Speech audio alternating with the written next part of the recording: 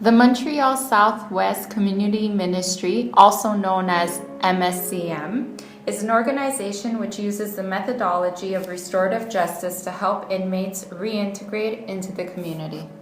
Some of their projects are COSA, which stands for Circle of Support and Accountability, and Open Door, and these all involve chaplains. Well, the government will tell you that in fact they're not cutting the budget of chaplaincy. I was on a conference call this morning with the Director General, and he said the fact is that they're cutting 49 part-time chaplains, but they're going to hire 10 new full-time chaplains. So the budget remains the same, only it will be used for full-time chaplaincy. Our concern is whether all faith communities will be represented within those full-time chaplains. So that's a concern there. Accompaniment into the community when you have passes to go to different places, whether it's could be like an AA meeting or to go to a family funeral. Somebody like Peter will come with you. Come, if you need somebody that knows you quite well, like Peter knows me, he would come to the parole board with me and speak on my behalf and stick his neck out for me and vouch for me, and let them know that he'll be there to try to keep me on the right path and to help guide me, and to respect my conditions and my parole, and of course the Open Door program, where we meet, Montreal Southwest Community Ministries, where we meet every Tuesday night, and there's many volunteers and people like Peter pick guys up in the penitentiary and drive them into town for a couple of hours at night to meet with the group and to see and listen to whoever the guest we happen to have that night is, and gets them out of the pen for the night and for a couple of hours, and brings them into the real world for a little while, so they can experience that every a couple times a month, and so that when they do come back out in the future, they're not completely shell-shocked when they get out, because they have been in the community, they've spent some time in the community. I guess we know we made a difference when an inmate comes back to you years later and says thank you. Thank you for being there at the maximum or medium or minimum security prison. You really helped me during that time. Helped me because there was nobody else there for me. My family had left me. My wife had left me. My kids no longer called.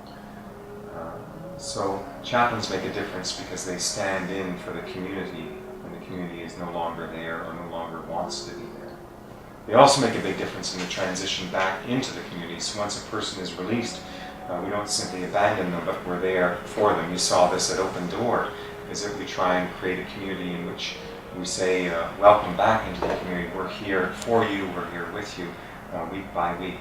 And if there's anything we can do to help your transition back into the community any smoother, we're going to help you to do that. So it's a long-term project, chaplaincy, but it's one which we very much believe in, because we believe in the dignity of every human being.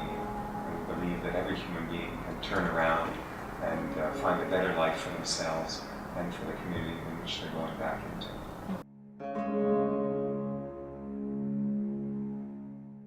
Yeah, the one-on-one time and the individual attention that you get is really, it's important for somebody to be able to speak with somebody in private about whatever needs to be spoken about,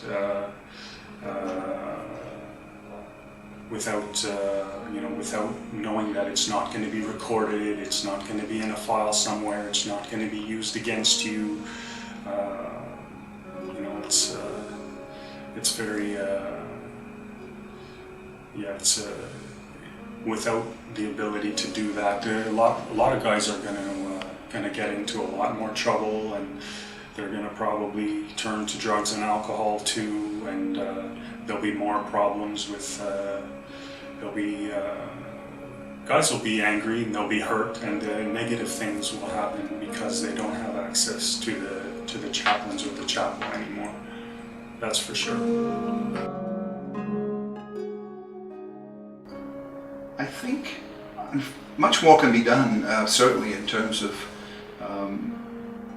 proclaiming the good work that's been done and still is being done by part-time people and by chaplains in general. I think chaplains need to be more, need to blow their trumpet a little bit more. There needs to be much more public knowledge about the benefit of chaplaincy work.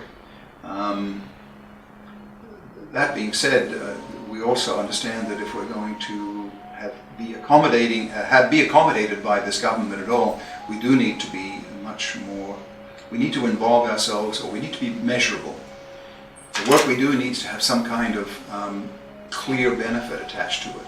And so traditionally chaplains have not been all that interested in keeping records and making reports and applying numbers to the work they do. But unfortunately, I think that's a piece of the work that has to be added.